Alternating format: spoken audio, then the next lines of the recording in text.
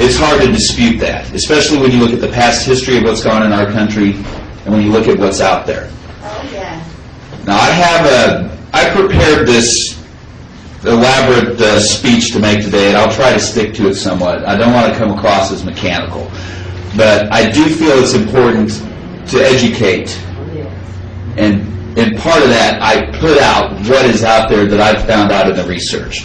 So like Derek said, I've been doing this for probably about the last 3-4 years, and it's mainly looking at the available literature about the history of unethical, non-consensual human experimentation that has gone on in our country that many people are aware of, many people are not. And also into what has been defined as psychotronic or cybernetic technology. And these are things that sound real science fiction and are easily discounted by most people because they don't believe this stuff happens. We see it in science fiction movies. Well, there's more science to this than there is fiction. Most specifically, I've really focused on looking at the history of the covert behavior modification programs, things like MKUltra, and the means that have been put in to achieve what they were going after for their goals. Now, the MKUltra projects, many of us know that these focused on studying how to alter or control human behavior. And this was initially through the use of various psychoactive drugs, hypnosis, and sensory deprivation to create suggestible states so that people could be controlled or given a hypnotic suggestion. The later research focused on how to use electromagnetic radiation to achieve this. Things like radio frequencies, microwaves, and that these things can alter emotional states and deliver subliminal messages and even messages that can be perceived as audible, and all done in a covert manner. Like I said, the main reason I'm here is to help educate the unknowing public. The people that are subjected to this, they know what's going on. It's everybody else that needs to know about this. As representative guests alluded to, there has been attempts at investigation. There has been investigation done at Senate levels, at congressional levels. There's been legislation that's been tried to be passed. None of it is passed. As it currently stands, there are no criminal penalties in our country for performing non-consensual research on human subjects. And this includes the research that's done through most of the agencies. And there's 17 different agencies that have to adhere to what we call the common rule, or at least parts of it. Many of them are able to opt out of certain provisions of the common rule. And most of these include military and intelligence agencies. We need to enact legislation to protect. That is one step. Will that stop what is going on? Maybe not. But it at least is a start. Both Dr. Hall and I have been working with this group for probably about 3 years, mainly to bring awareness of what's going on. We've interviewed hundreds of individuals, and more importantly, we've networked with other scientists, including some DOD scientists like Dr. Robert Duncan, and other people that have been around much longer than me, much people that are much more knowledgeable about this than me. But interviewing well over 600 individuals. We've also reviewed the data that Derek was collecting long before I had any contact with this group. And when you start looking at all this data, there is a pattern of similarity. This includes similarities in physical manifestations, auditory phenomenon, and that there appears to be some type of stalking or harassment involved with all of this. The similarities they're too often repeated. They're often verbatim between different individuals. It's too common to suggest that this is occurring by chance.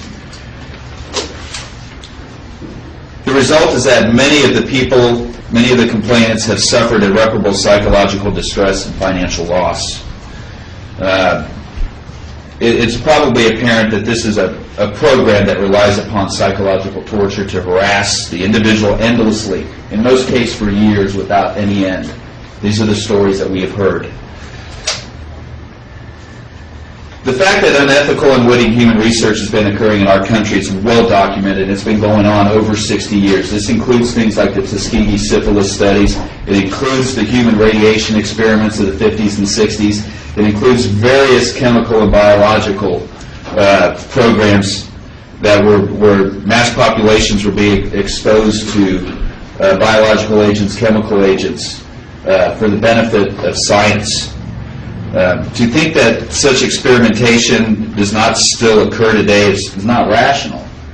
It continued in the past, even after it was found out. It continued after there was public outcry. You know, the fact that nobody was ever held accountable for any of this, the fact that no legislation was passed, there was no sanctions, no loss of license by any of the healthcare providers that were involved in this, by any of the other agencies. This has all created an environment where human experimentation can still occur. Psychotronic technology and psychotronic weaponry development is also well documented in the literature, but even less known to the public than the illegal experimentation that's happened. I think it's of the utmost importance that the public is made aware of the existence of this, and that it can affect one's perceptions and their behavior unbeknownst to the individual. These have been admitted to be in development since at least the 1960s in several countries throughout the world. The bulk of the literature comes from the former Soviet Union and from the United States. There's media reports from 1994 in the Moscow News that reveal that there was a collaborative effort between the United States and the Russians to develop this technology back then, and that in September of 1990, there was even a collaborative agreement signed between the CIA and the KGB. This is information coming from one of the directors of the factories that was manufacturing the technology. The primary concern in the development of these so-called non-lethal weapons is that the stated intentions of the people developing them is that they wanted to implement their use upon individuals and populations at large for ideological control of the masses or tools of political and social control. Is that what it's being used for? We don't know. We can only surmise. It appears to be using on individuals. You know, one of my concerns is who has access to this technology, and are they using it for their own individual means? I do want to provide a definition of the term psychotronic for those that are not familiar with that. Most easily stated to be an application of an external stimulus, energy, or some force that causes an alteration in the perception, sensation, or thought process of an individual. A better definition is provided by Lieutenant Colonel Timothy Thomas in his very good article. It's called "The Mind Has No Firewall." It's from the U.S. Army War Quarterly in the spring of 1998, in which he reviews the available literature on psychotronic technologies at that time.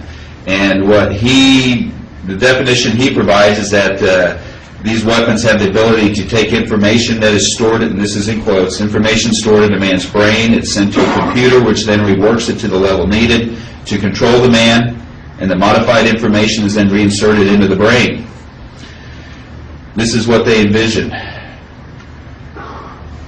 In essence, these weapons interact directly with the human nervous system, and the nervous system becomes analogous to a living computer. And for lack of a better term, that computer can be hacked into. Scientists that we've already mentioned, people like Delgado and Pew Hart, discovered in the 60s and 70s that electronic stimulation of the brain and subjecting the brain to directed radio frequencies and microwaves can induce any desired emotion that you can experience. It can also control motor movement. After their direct stimulation through implanting electrodes at that time, study moved on to, can we achieve this in a remote fashion? The results of that literature are not made publicly known. It is known that the research was done.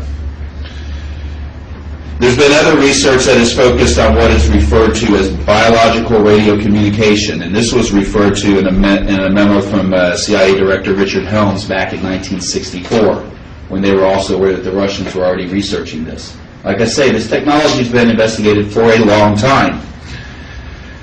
So these methods of delivering messages directly to the intended target without the target having any mechanical receivers is what we're looking at. These messages can be subliminal, they can be perceived only by the subconscious, they can be perceived as audible without any other bystanders around being able to perceive